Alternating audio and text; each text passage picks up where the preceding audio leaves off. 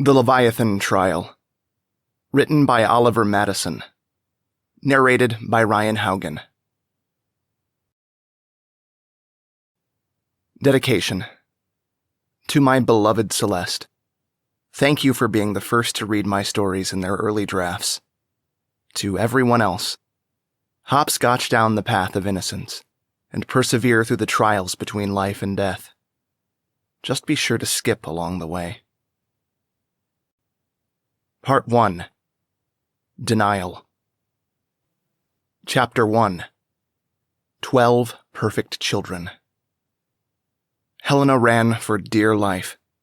Breathing through her face mask was irritating enough as it was. The panting only made it worse. She pumped her tiny arms, scampering through the fine-cut acre of grass. It was the backyard of Lancaster Manor. In all fairness, her backyard was more of a private, perfectly manicured park than anything else.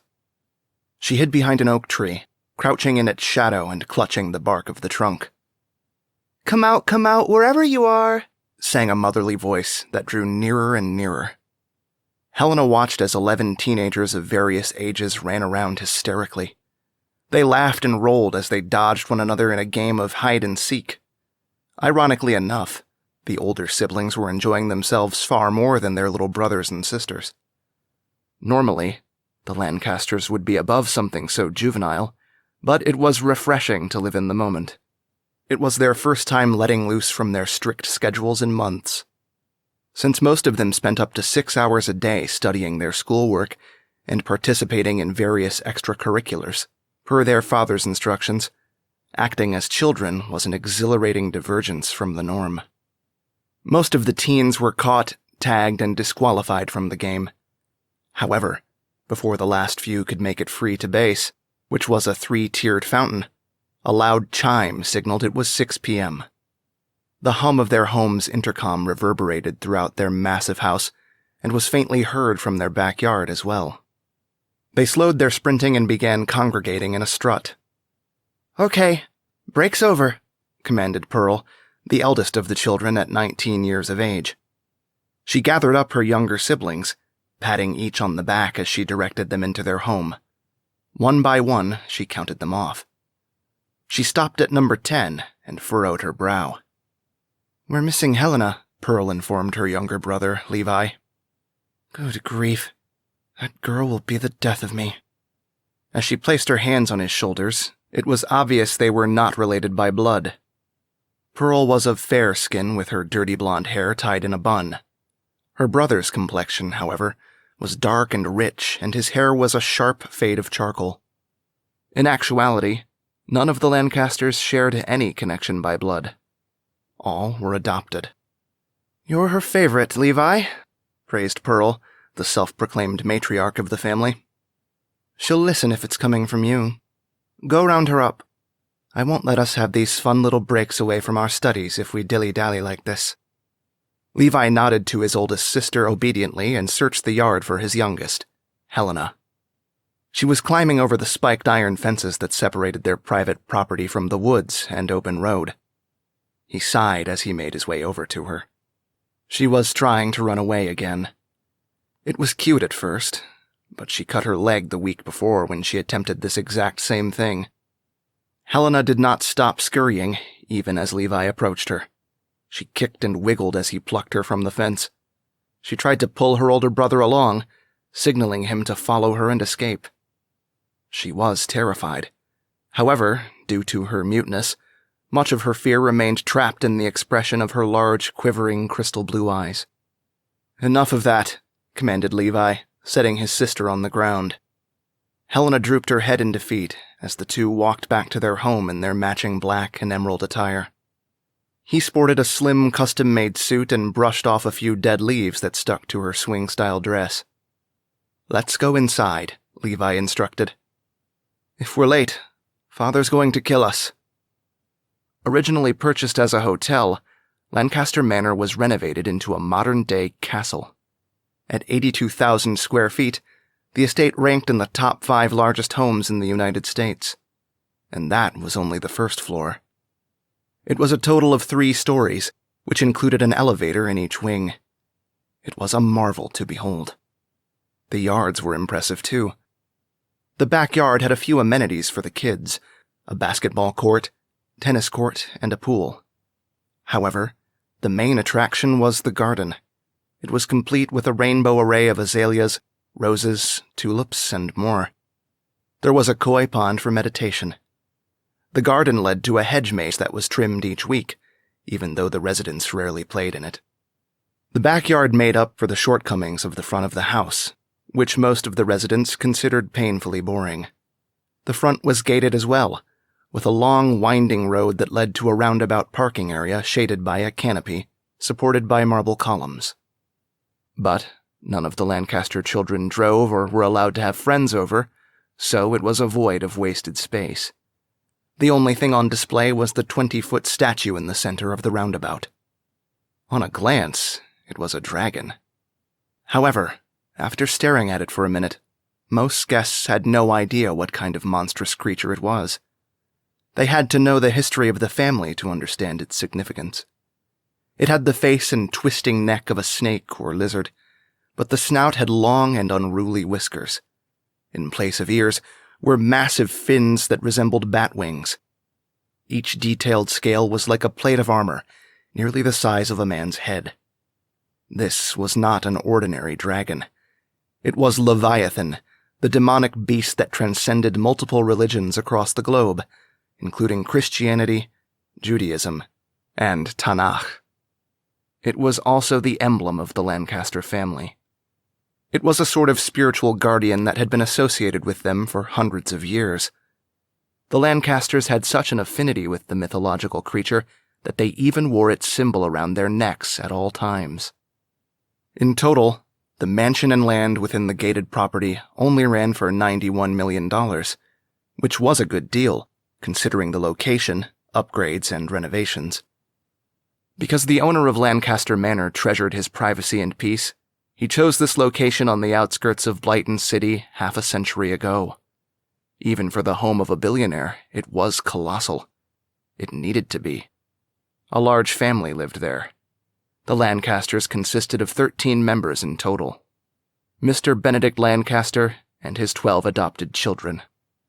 Each of them had accomplished their own unique feats and was more impressive than the last. The exception was the newly admitted member of the family, Helena. She was brought in from a small town in Norway. Helena never spoke a word. Not since her parents died. It was a tragedy. Her father beat her mother to death over an uncooked meal. Shortly after, his actions must have sunken in. He poured poison into his coffee and died at the breakfast table the next morning. If it were not for the mercy and compassion of her new father figure, Benedict Lancaster, Helena would still be at the rundown foster home halfway across the globe, surviving on nothing but water, bread, and porridge.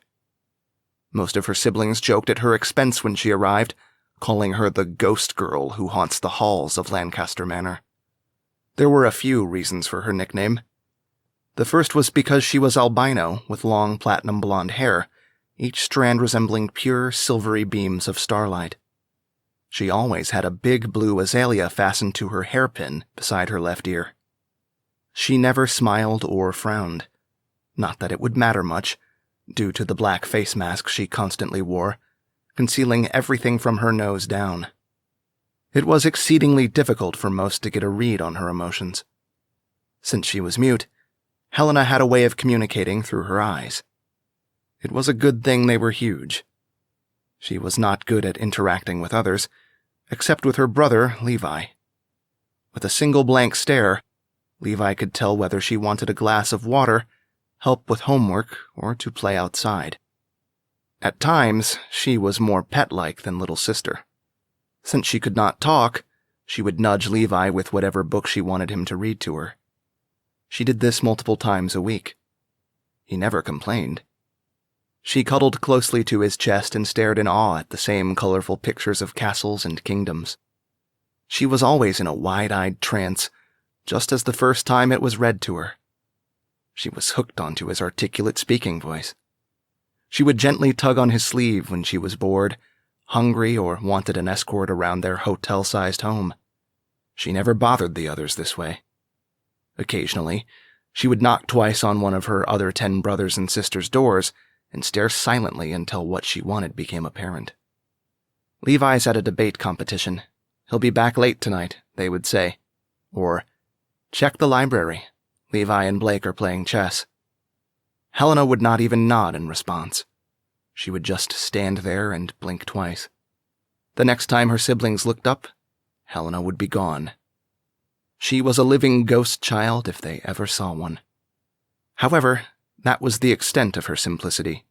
Like her brothers and sisters, she too had flawless grades. She did not participate in her classroom discussions, but she did answer every test question correctly. She was exceptionally gifted and wrote down all her answers. She was 7, performing at an 8th grade reading, writing, and math level. The reason that Benedict Lancaster adopted such a big and diverse family was due to the dynamics of his own upbringing. At 90 years of age, the billionaire had everything he could ever want: money, homes, cars, and notoriety. However, that was not always the case. When he was just a boy of 12, there was a great fire in his home that wiped out his entire wealthy family. Benedict was the lone survivor and heir to his family's vast fortune. He talked about it a lot during interviews and in memoirs. He told his story so often that it sounded rehearsed, complete with a single forced tear from his eye at the end every time. After his family's demise, he strengthened the empire of his father's insurance company, learning as much as he could about finances and economics. He educated himself in various areas and purchased other companies. He took risks and started numerous enterprises from the ground up. Retail, oil, stock exchange. He left no business venture untouched. During interviews, when asked what drove him to reach his pinnacle of success, Benedict would smirk and rub his family's pendant, the Leviathan emblem. It was a cross with an extra line stretching below the arms. Beneath that was an infinity symbol at the base. Benedict was not shy about giving thanks to his family's creed of the great Leviathan. His principle was that success will only come from great risk, great perseverance, and great sacrifice. The sacrifice was key. Because Benedict was infertile, he never had an opportunity to have children of his own. This needed to change. He had a legacy he felt obligated to pass down. He took it upon himself to adopt a daughter, Pearl, at the age of 3, raising her as his own. Then he adopted a son, Hiroshi, from Kamagasaki, Japan. Most would have been content with 2 children. However, billionaire, innovator, and philanthropist, Benedict Lancaster was not most. Far from it. He did not slow down. Every year or so, he brought in a new orphan from a poverty-stricken part of the world. He gave them the chance of a lifetime. He may not have been directly involved in their growth and development, but he loved each of his children enough to hire them the best mentors and track their progress. It was as if he treated his newly created family as a business. Usually, he would hand-pick his children's teachers, trainers, and coaches, and then they would take the reins from there. Honestly, because of his demanding schedule, Benedict was often removed from his children's lives for months at a time. He toured from state to state, country to country, making appearances, giving life tips and get-rich-quick seminars, and attended countless company meetings. However, every blue moon, Benedict Lancaster would grace his adopted children with his presence. He would evaluate their grades, their appearance, their recent accomplishments, goals, and how they planned on achieving greatness just like him. "You've raised $2 million?" Benedict asked Eden, one of his 12, regarding her self-started charity to feed starving children. "Very splendid, my selfless saint. Very splendid." "Thank you, Father," Eden curtsied. "Truth be told, much of the donations came from contributors drawn in by the notoriety of the Lancaster name. Nevertheless, my nonprofit organization, Eden's Garden, is on track to double in its donations by next year." "Simply awe-inspiring," praised Benedict, closing his eyes and patting his fragile chest over his heart. His secretary silently documented the figures and goals on a clipboard throughout their meeting. "Please send in Levi next, my selfless saint," instructed Benedict. When Eden left her father's office, she closed the door gently and tapped her brother on the shoulder, signaling for him to enter. His armpits were soaked. Nervously, Levi took a deep breath and exhaled before walking in with his notes. 4.3 GPA, read Father Benedict, reviewing his tablet through his thick reading glasses. Very good, very good. Quite adequate with the piano now, too, I hear. Very good. And it says here you started on your previous goal of establishing the debate club at your school. Tell me more of your recent conquests." Father Benedict grinned through his dentures as he removed his glasses. His smile folded his face into wrinkles, and he held his cane with shaky hands as he met his 15-year-old son eye to eye. Yes, Levi cleared his throat into a balled fist. He was always on edge when he spoke with his father. He only had a handful of moments to make him proud. Recently, I won the regional debate tournament for my school's team. I have also been taking public speaking lessons each Tuesday and Thursday. Starting next week, I plan on interning under your lawyer, Mr. Webster, every Wednesday afternoon to learn new ways to enhance my deliberation techniques. Benedict clapped and nodded proudly. "Marvelous, my talented talker. Marvelous." Benedict wrote something down in his own notebook and then continued with their scheduled meeting. They talked through the girls he liked at his school, his diet and exercise routine, and how the morale has been between him and his siblings. "You've done an excellent job taking your little sister, Helena, under your wing. She nods and shakes her head when I speak with her, but my silent princess of potential still does not talk." He chuckled and slapped his knee. "Kids these days are so bashful. I'm hoping that you and her speech therapist will continue to work with her." "Of course, Father," Levi bowed. "May you continue to pave your own way, my son." Father Benedict feebly rose to his feet and clacked his cane to the wooden floor. "In the name of the great Leviathan." Levi and his father both held their matching family pendants that dangled from their necks and pounded their hearts. They chanted in unison, "Amen." Their meeting ended with an awkward hug, and then Benedict sent his son on his way to bring in the next sibling for their monthly evaluation.